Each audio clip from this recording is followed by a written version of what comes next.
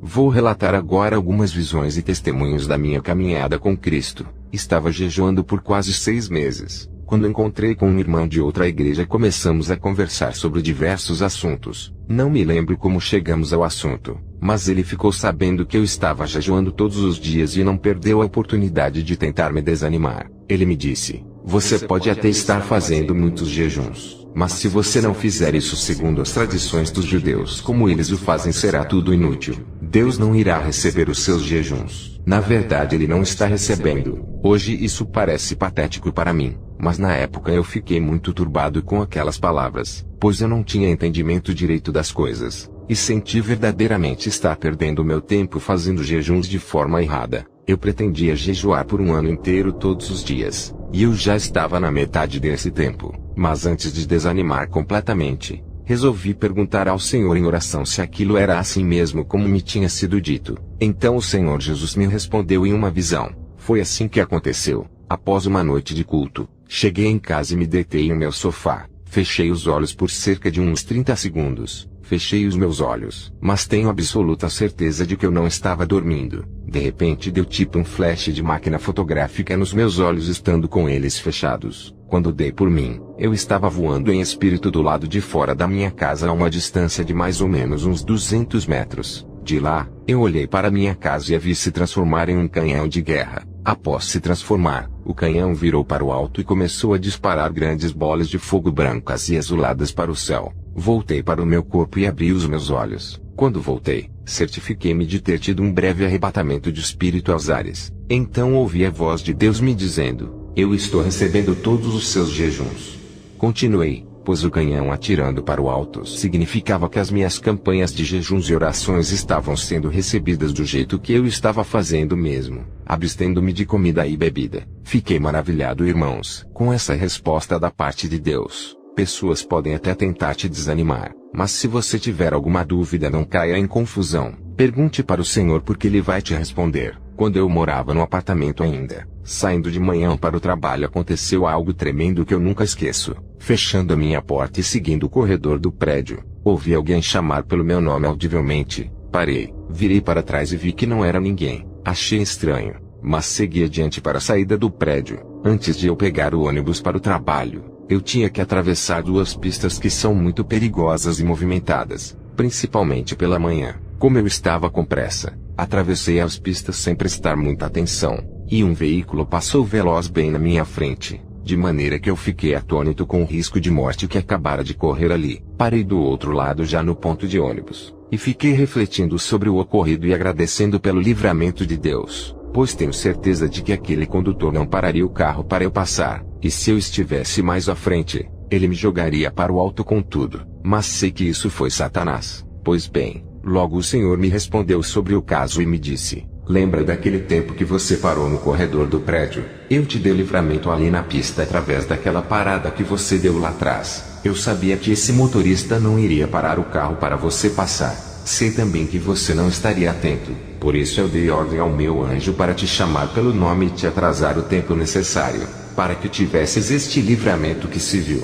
Irmãos, eu só agradeci ao Senhor Jesus pelo livramento grandioso que Ele me deu. Ele é o Deus que nos livra de todo mal. Glórias ao Senhor Jesus. Passei a trabalhar em um hospital. Como é de costume, eu evangelizava muitas pessoas ali. Nós que somos cristãos evangelizamos e também oramos pelas vidas das pessoas que amamos. Nessa experiência que vou relatar aqui, eu descobri algo que eu não sabia. Você também ficará surpreso com isso. Aqui, eu descobri que quando nós estamos orando por alguém, a alma dessa pessoa que tem recebido a sua oração fica debaixo de sua tutela ou responsabilidade no mundo espiritual. Vejam só, isso que aconteceu, pois o próprio diabo teve que vir até mim para pedir a alma de alguém que é um beneficiário das minhas orações porque ele desejava, mas não conseguiu levar, pois maior é o que está conosco. Glórias ao Senhor Jesus. Lá nesse hospital, tinha um rapaz que era desviado dos caminhos do Senhor, mas além de admoestá-lo sempre, eu também orava, e ainda até hoje oro pela vida dele. O nome dele é Leonardo, mas nós o chamamos no diminutivo afetivo que é Léo. Em uma certa noite na madrugada, vi quando Satanás desceu ao lado da minha cama e me disse: "Eu vim buscar a alma do Léo." Então eu olhei para ele e respondi: "Você não vai levar ninguém, porque a alma do Léo é de Jesus Cristo, Então Satanás me respondeu com uma pergunta: A alma do Léo é de Jesus Cristo? Eu disse: sim. Ele replicou novamente fazendo uma tela aparecer ao seu lado, e na tela eu via o Léo xingando palavrões no seu dia a dia. Então Satanás me disse: Será que depois disso, a alma do Léo ainda é de Cristo? Depois disso eu não tive mais o que responder para Satanás em defesa do Léo, porque ele infelizmente estava dizendo a verdade. E a pior coisa, irmãos, é quando o diabo aparece dizendo a verdade sobre alguém. Após isso, de joelhos em oração, Deus me mostrou como o diabo iria levar a alma do Léo. Vi quando ele estava dirigindo no seu carro em uma rodovia de nossa cidade, e veio um carro em alta velocidade e colidiu de frente com ele. Nessa colisão ele foi a óbito. Embora eu tivesse me calado diante de Satanás, a batalha ainda não estava definida. Fui para o trabalho no dia seguinte preocupado com ele, pois eu sabia que existia um laço de morte preparado para ele, e sua morte era iminente e poderia ocorrer a qualquer momento. Quando eu o encontrei, o chamei no particular e contei a visão dizendo para ele retornar rápido para Cristo. Ele ouviu parado e calado. Depois percebi que ele estava muito calado e diferente comigo. Então eu sentei ao seu lado no refeitório e lhe perguntei: o que houve? Você está tão calado? E ele me disse: nada, eu só estou atônito porque já é a terceira pessoa que me diz a mesma coisa que você me entregou. E sei que a revelação é da parte de Deus. Irmãos, isso é para a glória de Deus. Eu só via esse meu colega no trabalho, não conhecia a fundo a vida dele, e muito menos me encontrava com ele fora dali. Eu apenas cumpria a tarefa de orar por ele sempre, só isso.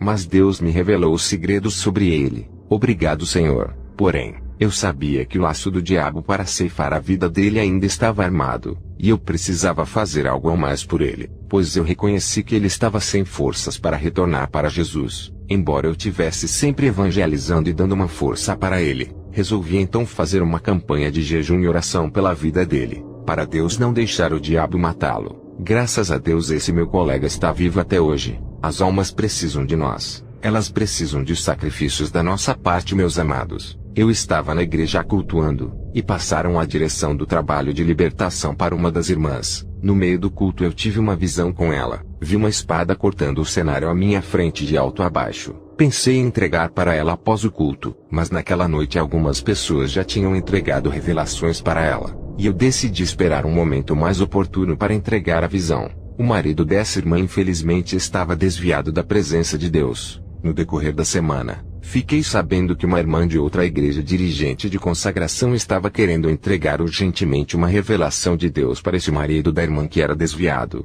Minha esposa sabia o que era a revelação e me disse: a irmã da outra igreja viu em uma visão esse marido desviado da nossa irmã sendo atropelado em cima de uma calçada, e ele morria sem salvação. No próximo culto saímos juntos e fomos para casa. Essa irmã do marido desviado junto com ele me chamaram para comer uma pizza em sua casa, porque era caminho para minha casa também. Eu fui. Estando sentado na sala da casa deles conversando e bem distraído, Deus abriu os meus olhos e vi um demônio do tamanho da porta da casa deles na varanda da casa. Um demônio de uns 2 metros e poucos de altura. Contei para eles e fiz uma oração antes de ir embora. Passou um tempo, e a minha esposa contou para mim que teve um sonho com este marido desviado da irmã. Ela me contou o sonho e foi assim.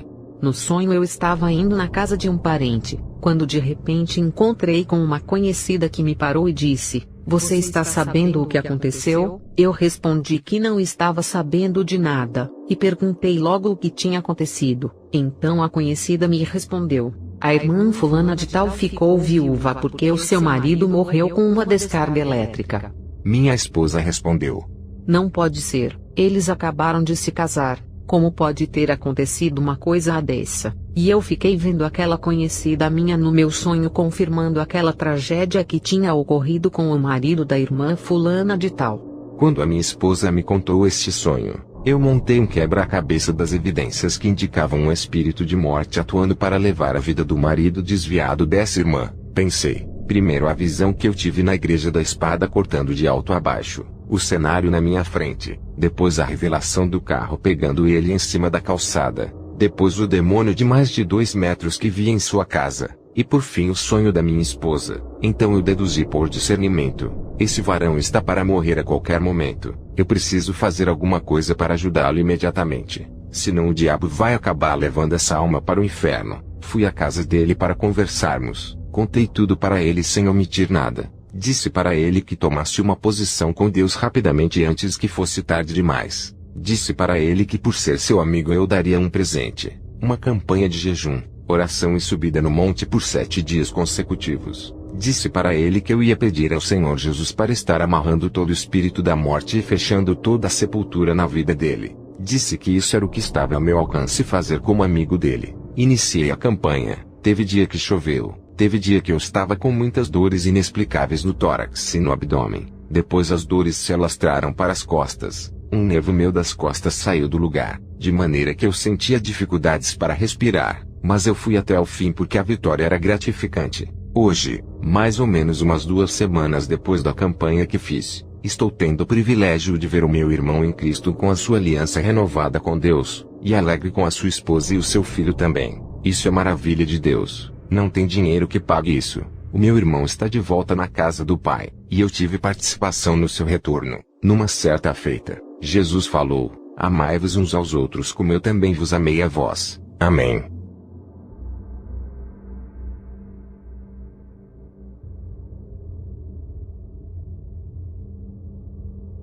Após o arrebatamento da igreja, você, o crente mundano gemerá altissonante, pranteará com lágrimas de sangue. Você será enganado pelo falso Messias quanto ao Deus verdadeiro e santo. Tu deixastes passar desapercebido. Ele vos fará promessas sem fim. Ele apregoará sua mensagem atraente ao mundo das pessoas materialistas e de dura cerviz. Ele vos seduzirá com enganos, e uma falsa paz que findará repentinamente. O Espírito Santo, aquele que o deteve por tanto tempo pelo seu poder, não estará mais aqui para combater as trevas do inferno. Vós rejeitastes ao céu por coisas que perecem. O diabo trabalhará para unir a terra ao inferno, e vos saciará de tudo o que pretendes. Vós dizeis que me adoram, mas vós adorais ao próprio eu. Por que não vos desprendeis do jugo do mundo se o vosso resgate está à disposição? Se o Senhor não tivesse vindo e lhes falado, vossos pecados não existiriam. Mas agora ele veio e vos falou por sua palavra. Vós não tendes desculpa dos vossos pecados. Voltai, povo do Senhor, aproximai-vos novamente de Deus. Conheçam-no, e sabei que ele é o único quem dá a vida eterna aos que o temem na terra. Ele retirará em breve o vosso penhor, o vosso selo da promessa, o espírito que combate contra as trevas em favor dos santos. Se não vos arrependerdes desse afastamento abissal, o Senhor reivindicará o vosso lugar no céu, e ele dará o vosso lugar a outros. Deus ainda tem uma colheita de última hora. Ele salvará muitos que estão cativos, aqueles que imploram por graça e lugar no céu. No último momento ante a morte, eles suplicarão, e Deus os concederá a vida eterna. Ele os salvará com mão forte. E vós, os desobedientes, juntamente perecereis em vossos pecados, pois vós prostituís traindo ao Senhor com os vossos desejos da terra. Vosso espírito não se eleva, pois a vossa alma está prostrada diante dos deleites da carne. E se ainda não voltardes para se arrependerem, cumprir-se-á esta palavra diante dos vossos olhos. Chegará um tempo que o Espírito de Deus não mais estará na terra para impedir as ações dos anticristos que aguardam o seu Senhor. Ele está terminando de aprontar a noiva, e a levará ao Senhor Jesus. Esta é a noiva que não tem mácula, e que rejeita a sua antiga morada, pois ama o noivo e quer estar com ele no céu. Por isso vos digo, ai do povo infiel que ficar aqui após a retirada da noiva de Cristo. O Senhor vos dá tempo hoje. Arrependam-se agora para que os vossos pecados sejam apagados a fim de receberem o refrigério da eterna presença do Altíssimo. Despertai, porque um assassino estará à solta. Clamai por livramento. Abram os olhos agora antes que eles grudem e estejam encerrados perpetuamente. Uma cólera assassina despertará das profundezas. Haverá uma tríade do mal governando sobre vós. Eles lavrarão as vossas costas e não se compungirão com as vossas lágrimas. Crentes serão torturados até a morte, e muitos antes de morrerem renunciarão ao céu. Almas muito amadas por Deus que ele quis vê-las habitarem na morada eterna se perderão no fogo para sempre. Isso ocorrerá ainda em breve, mas as lágrimas do Senhor já escorrem hoje. A chance de salvação será quase nula. Não apostem em ficar aqui para depois tentarem subir. Morrer por Jesus e selar a fé com o próprio sangue não é para todos, não é para qualquer um. Isso é para os que Deus prepara em sua olaria. Só consegue dar a vida por amor de Jesus àqueles que estão no Espírito. Quem responde aos impulsos de sua carne jamais conseguirá suprimir a intensa dor das torturas para se salvarem. Se hoje vós fazeis a vontade da carne e do mundo, negando ao Senhor por tão poucas aflições e alguns bens materiais, certamente amanhã por muito pior situação negareis a Deus. e ficareis sem a vida eterna. Venham para o Senhor, Ele é o Rei que salva, Ele tem ternura por vós. Vós partistes do Senhor e devem voltar para Ele. Só existe uma coisa que desespera a Deus: perder uma alma que Ele com todo o seu amor quer tanto ver bem. Amados do Senhor, Ele vos ama mais do que a terra vos quer, vos ama mais do que o diabo vos quer, mais do que os seus próprios parentes vos querem, mais do que as multidões da fama vos querem. Ele vos ama mais do que você mesmo se ama. Conheceis de fato a verdade do Senhor, e ela vos dará liberdade e boa consciência nos seus caminhos, pois a porta da graça irá se fechar, e sucederá um período de angústias sem precedentes na face de toda a terra. As nações afastadas de Cristo sofrerão os flagelos e todas as penitências do amargor da ira de Deus. Eles estarão à mercê das consequências dos próprios pecados há anos semeados. As ruas de todas as cidades estarão vermelhas de sangue, pois os importunadores serão perseguidos, presos e mortos em público, e os execráveis serão caçados com feras treinadas a farejar, e com robôs programados para envenenar e matar. Isso será um estatuto do novo governo instaurado, e tudo isso trará satisfação aos que foram selados pela besta. Não haverá mais preocupação com o próximo, e o desamparo será generalizado. Não haverá mais quem dê alimento e água. No vosso refúgio estareis sós, porque o Senhor não mais vos visitará lá. A ira de Deus literalmente será derramada sobre a terra. Uma certa tensão que se acumulou por milênios no coração divino será liberada na forma de ira e cólera contra o pecado, e consequentemente contra os aliados e mantenedores do mesmo. E vós, se não se arrependerem dos vossos pecados para buscarem ao Senhor, ao invés das coisas materiais que tendes em vossos corações, sofrereis angústias e dores como nunca antes. Isso tudo não virá por acaso. Deus vos enviou a verdade que é Jesus Cristo, seu Filho amado. Mas vós o rejeitais. Rejeitais a vossa salvação quando não o obedeceis para mudarem as vossas vidas. Porém, o vosso pecado que possui peso sem medida, pesando sobre as vossas costas e sobre as vossas cabeças, ele vos esmagará como uma pedra de moinho que esmaga o cereal. Vós que tendes desobedecido para imitardes o mundo dentro da casa de oração, sereis pisados pelos maus que serão mais maus e cruéis do que vós tendes sido na casa de Deus, até que sintam falta do que é bom, até que sintam falta da minha santidade e de tudo que vos dei com amor, até que sintam a falta do Senhor e se lembrem das palavras de Deus. Vós desprezastes e vos rebelastes como a uma ovelha que, transformando-se em um bode, dá amarradas em seu próprio dono. Vos dei o meu Filho amado pelo qual podeis alcançar salvação, e vós o desprezais sem receios. Vós não tendes imitado a sua imagem quando usam as vossas roupas apertadas e lascadas, roupas com estilos mundanos e de inspiração demoníaca. Vós errais quando se pintam e se elevam em vossos saltos altos. Errais quando colocam os vossos pendentes e vossas cadeias no corpo. Errais quando roubam a minha casa vivendo na corrupção e corrompendo ao próximo. Vossas bocas estão cheias de cânticos, mas o vosso coração está cheio de rebeldia e caminhos próprios. Arrependam-se. Bem profetizou Isaías acerca de vós. Vocês adoram a Deus somente de lábios, mas não do coração, incircuncisos de coração. Até quando resistireis ao Espírito de Deus para seguirdes os vossos próprios caminhos? Arrependei-vos, creiam no Evangelho de fato. Não somente entrem para o Evangelho, mas deixem-o entrar em vós. Esta foi uma mensagem que Deus me inspirou para admoestar ao arrependimento a igreja divorciada e materialista, igreja secular e mundanizada, aquela que pensa que o Senhor Jesus é o seu garçom pessoal, e que veio para servir coisas materiais e dinheiro. Uma igreja que não é noiva, pois tem se portado e vestido de qualquer maneira na casa dele. A igreja que não tem orado, jejuado, meditado na palavra de Deus e vigiado para não cair no pecado. Essa mensagem é para uma omissa quanto à obra de Deus. Uma igreja descuidada é que só vive pedindo bênçãos e vitórias, mas quando é para se entregar, faz isso com falsidades e com restrições para Deus. Finalizo aqui esta mensagem. Deus vos abençoe.